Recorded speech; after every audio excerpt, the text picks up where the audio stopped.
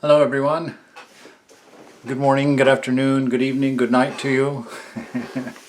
Welcome aboard. I'm going to dip into some Hafiz again today and then some in the Gospel of Sri Ramakrishna to touch on some teachings that are very close to each other but have huge implications. I'm hoping to keep it in less than 10 minutes. This is one of those topics where I can easily go on for 2 or 3 hours. So promise not to do that. Anyway, this poem from Hafiz, it goes like this. In many parts of this world, water is scarce and precious. Sometimes people have to walk a great distance and then carry heavy jugs upon their heads. Because of our wisdom, we will travel far for love. All movement is a sign of thirst. Most speaking really says, I am hungry to know you. Every desire of your body is holy. Every desire of your body is holy. Dear one, why wait until you are dying to discover that divine truth? This poem is quite tricky in a way because I noticed when I was doing a search for it online that a lot of people have taken those 2 lines there, every desire of your body is holy, and pulled them out of context, and really, because that's, worldly way, that's what everybody wants. So it's, oh yeah, everything I desire is holy. But it is true.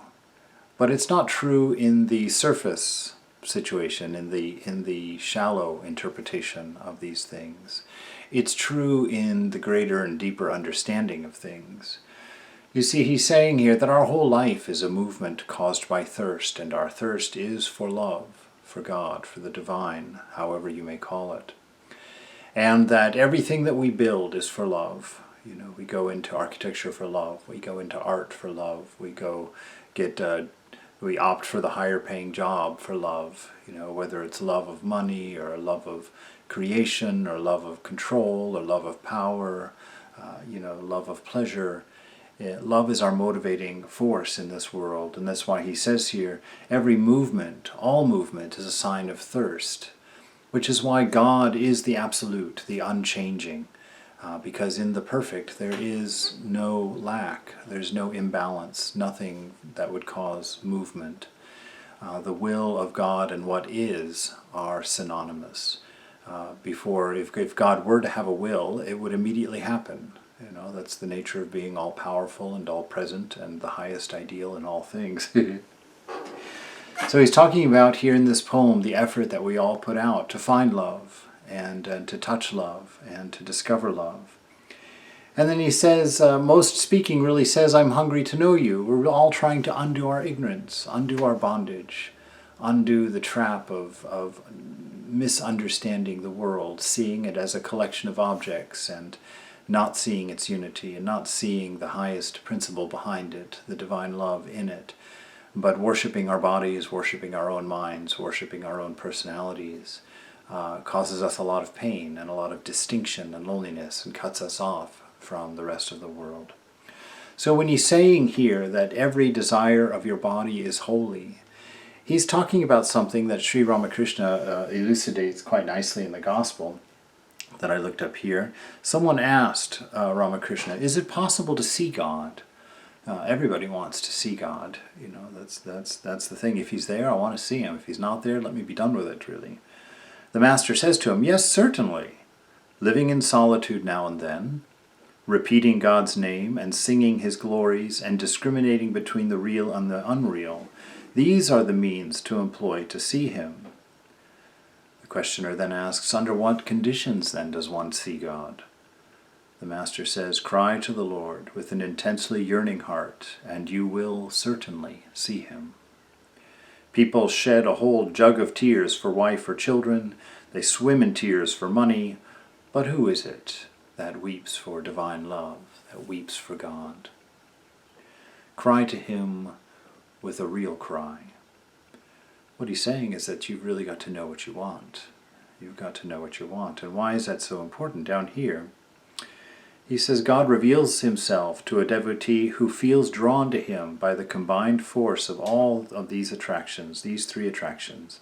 The attraction of worldly possessions for the worldly man, the child's attraction for its mother, and the husband's attraction for his chaste wife. If one feels drawn to him by the combined force of these three attractions, then through it one can attain him. You see, religion is not about believing things that we don't see for the sake of believing them. That has been taught and preached by people who have never touched the divine and no longer believe in touching the divine. God is to be seen. Pure love is to be experienced, to be touched, to be manifest in this life. It's the point of being alive. It's the point of making this journey to find that. Now, what is this combined love that he's talking about? You see, there's this thing called discrimination or discernment, not in the sense that we talk about it in modern language, but discernment in the sense of figuring out, sussing out, for a good British word, sussing out the real nature, the real essence of a thing. And by doing that, you will see God behind all things.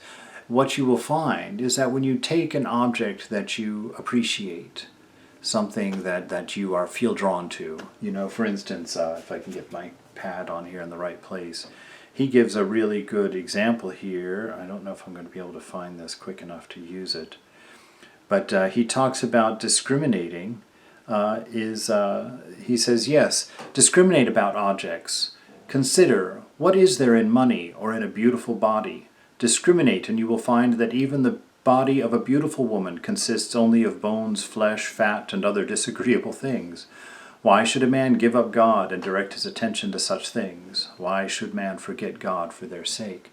What he's saying here is discriminate. Why is it that you're attracted to a beautiful woman? Why is it that you're attracted to a handsome man? Why is it that you're attracted to money? If you discriminate, say you see this beautiful body of this person that you're attracted to, and you begin to think about it, what is it that you want? Is it a body part?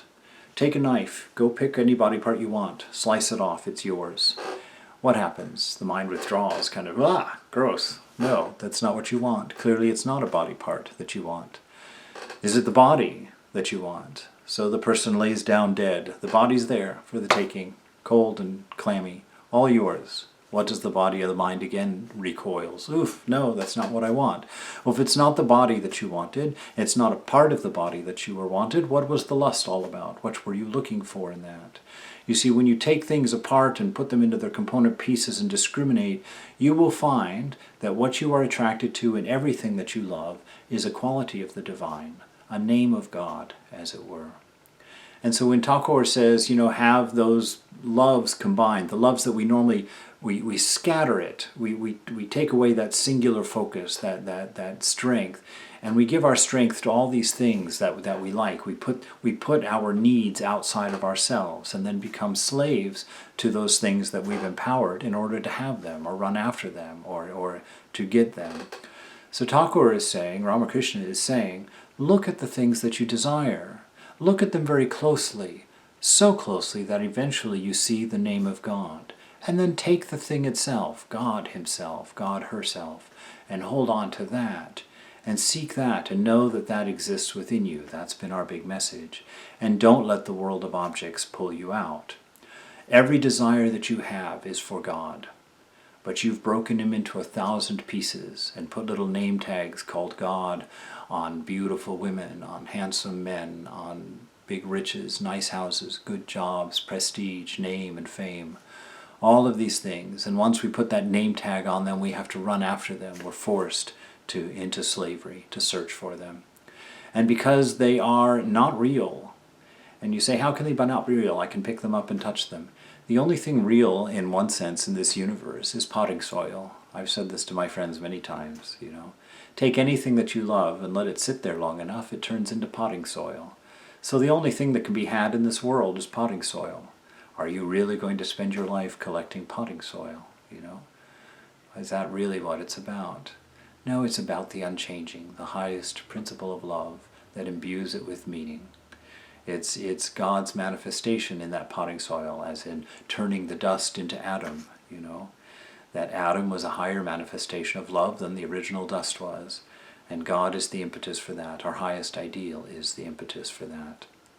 So today, as you feel the pull of objects in the world trying to pull you out of your state of contentment, out of your state of bliss, out of your inner strength, look at them closely. Identify the name of the beloved. then turn within and understand that that is already yours. May you be blessed in that endeavor. May our days be full of success. And may love be our highest ideal and our highest manifestation today.